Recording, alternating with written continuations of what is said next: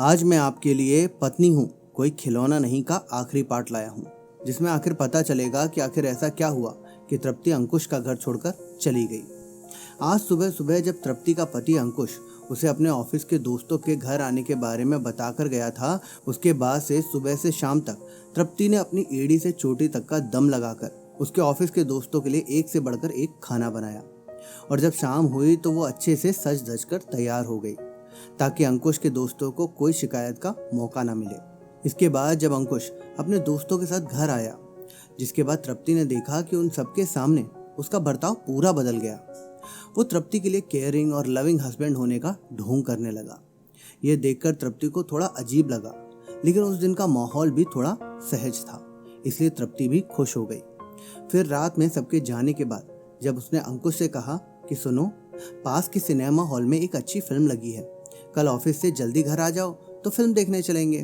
तृप्ति का बस इतना कहना था कि वो भड़क कर बोला, टीवी में इतनी फिल्में आती हैं, मन नहीं भरता तुम्हारा? दिन भर बैठी रहती हो, बाहर निकल कर देखो, पसीना बहाओगी तब पता चलेगा पैसे की वैल्यू क्या होती है। ये सुनकर तृप्ति को बहुत बुरा लगा, इसलिए अगले दिन तृप्ति जिद में अपने देवर पलाश के साथ फिल्म देखने चली गई। लेकिन वो गई तो जिद में थी, लेकिन लौट कर उसे एक नया तूफान झेलना पड़ेगा। उसे ये डर भी था। सिनेमा हॉल में पलाश ने तृप्ति को नॉर्मल बनाने की बहुत कोशिश की, लेकिन वो तृप्ति के चेहरे पर उदासी और चिंता कम नहीं कर पाया।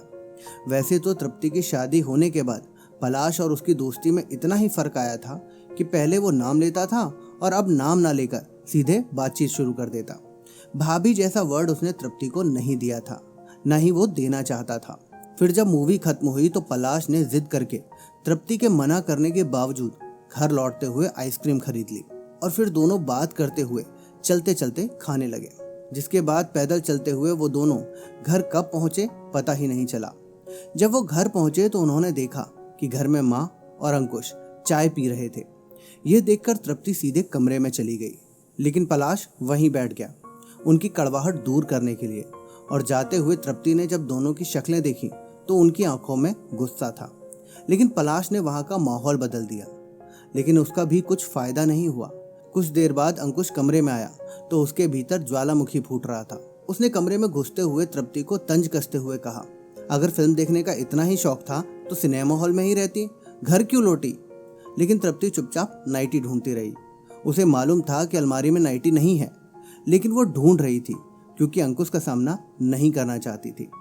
वो चाहती थी अंकुश चुप हो जाए, लेकिन ऐसा कुछ हुआ नहीं। अंकुश ने तृप्ति की तरफ से जवाब ना पाकर गुस्से में उसका हाथ जोर से घुमाया और पीछे को मोड़ दिया। तृप्ति दर्द से चीख उठी और बोली, मारना चाहते हो मुझे? मारो। उनके झगड़े की आवाज सुनकर बाहर से पलाश दरवाजा खटखटाने लगा, लेकिन अंकुश उसे लगातार मार रहा था। वो जानती थी मुंह खोलकर उसने अंकुश के अंदर के राक्षस को जगा दिया है और आज के बाद कभी इस घर में चैन से नहीं रह पाएगी। अंकुश गुस्सा पूरी तरह निकालने के बाद कमरे से बाहर चला गया, लेकिन अंदर रह गई तृप्ति और उसके मन की चोटें। आज शाम में पूरा घर शांत था। ऐसे ही न जाने कब रात हो गई। वो वैसी ही पड़ी रही, अपने जख्म देखती हुई। कब नींद आ गई पता नहीं चला। सुबह धूप ने कमरे में रोशनी फैला दी तो बेहोशी भरी नींद से वो जाग उठी। उसका पूरा शरीर दर्द से टूट रहा था और मन में घुटन सी भी थी। लेकिन घड़ी सुबह के 10 बजा रही थी और अंकुश भी ऑफिस जा चुका था। पूरे घर में खामोशी थी। उसने अपनी आंखें बंद कर ली। तभी अचानक से दरवाजा खुलने की आवाज आई, जो कि एक जानी पहचानी आवाज थी, जो उसकी ओर बढ़ी और उस आवाज ने उससे पूछा, तृप्ति, ये क्या हाल बना रखा है? यह सुनकर उसकी आंखें खुल गईं। वो आवाज पलाश की थी। उसने उठने की कोशिश की, लेकिन पलाश ने उसे रोकते हुए बोला, लेटी रहो, मत उठो। जिसके बाद तृप्ति ने उसकी ओर नहीं देखा। वो तृप्ति के बालों को सहलाते हुए बोला, क्यों सहती हो ये सब? पागल हो क्या? उसने उसका हाथ पकड़ा, चोट को सहलाया। आंखें मूंदे मूंदे ही तृप्ति को लगा मानो उसका सारा दर्द खत्म हो गया हो और इन सब से उसका कठोर मन कब पिघल गया पता ही नहीं चला। रुका हुआ बांध जैसे टूट पड़ा। वो पलाश के सीने से लगकर फूट फूट कर रोने लगी। पलाश ने जोरों से उसे बाहों में भींच लिया। पता नहीं घर में कौन था कौन नहीं। कोई देख लेता तो शायद अब तृप्ति को डरना होता। और पलाश ने भी उसके माथे का चुंबन लिया तो उसने आंखें खोल ली। फिर दोनों ने एक दूसरे को देखा, जैसे बरसों बाद मिले हों। लगा जैसे अनजान सी एनर्जी अब उसके मन और शरीर में आ गई है। पलाश की आंखों को देखकर अब वो हर चुनौती का सामना करने के लिए तैयार थी। पलाश ने उसका चेहरा अपनी ओर घुमाते हुए कहा, अब तुम्हें कोई कुछ नहीं कहेगा। मैं भी तो देखूं कि किसकी हिम्मत है जो तुम्हें छू भी सके।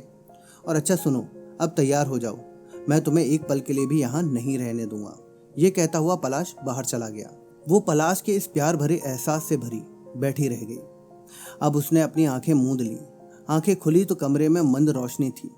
छोटे से नीले बल्ब की रोशनी फैल रही थी। उस प्रकाश में पलाश की महक घुली थी। प्रकाश, पलाश, कितने एक जैसे हैं दोनों नाम, वो सोचने लगी। उसे तब अजीब से सुख का एहसास हुआ। तभी कुछ खटकने की आवाज आई। मेज पर जोर से कुछ गिरा। इस पर साइन कर दो। ये अंकुश था। कुछ देर के लिए वो अनसुना किए लेटी रही। फिर जैसे उसमें कोई ताकत आ गई हो, उसने पेन उठाया और उस कागज पर साइन कर दिए। वो तलाक के कागज थे। अंकुश ने उसे ऐसे देखा जैसे उसे विश्वास ही ना हुआ हो। जिसके बाद अब तृप्ति ने सूटकेस उठाया, अलमारी से कपड़े निकाले, एक एक कर सूटकेस में भरती रही। जानती थी अंकुश की नजरें उसी पर गड़ी होंगी, लेकिन अब तृप्ति भी कहाँ रुकने वाली थी। उसने सूटकेस उठाया और वो चल दी। निकलते समय उसने एक बार मुड़कर देखा तो अंकुश एक झगड़ालू, जिद्दी, चतुराई से अपरिचित, खेल में हारे हुए बच्चे सा दिख रहा था। अंकुश को यह यकीन नहीं हुआ कि आज उसका खिलौना इंसान कैसे बन गया, क्योंकि अंकुश को लगा था कि तृप्ति उन पेपर्स पर साइन नहीं करेगी। लेकिन तृप्ति अब अंकुश का खिलौना बनकर नहीं रहना चाहती थी। तो दोस्तों, इस कहानी से हमें यह पता चलता है कि स्वार्थ से रिश्ते बनाने की कितनी भी कोशिश करें, वो कभी नहीं बनते हैं। और प्रेम से बने रिश्तों को कितना भी तोड़ने की कोशिश करें, वो कभी नहीं टूटते। मैं उम्मीद करता हूं कि आपको हमारा आज का सुविचार पसंद आया होगा। तो आप अपनी राय कमेंट बॉक्स में ज़रूर लिखें। वीडियो पसंद आई है तो वीडियो को लाइक करें, अपने दोस्तों के साथ शेयर करें। ऐसे ही और सुविचार सुनने के लिए आप हमारे चैनल सुविचार कहानियाँ को सब्सक्राइब ज़रूर कर लें। अब मैं आपसे विदा लेता हूँ। मिलेंगे एक और नए सुविचार के साथ।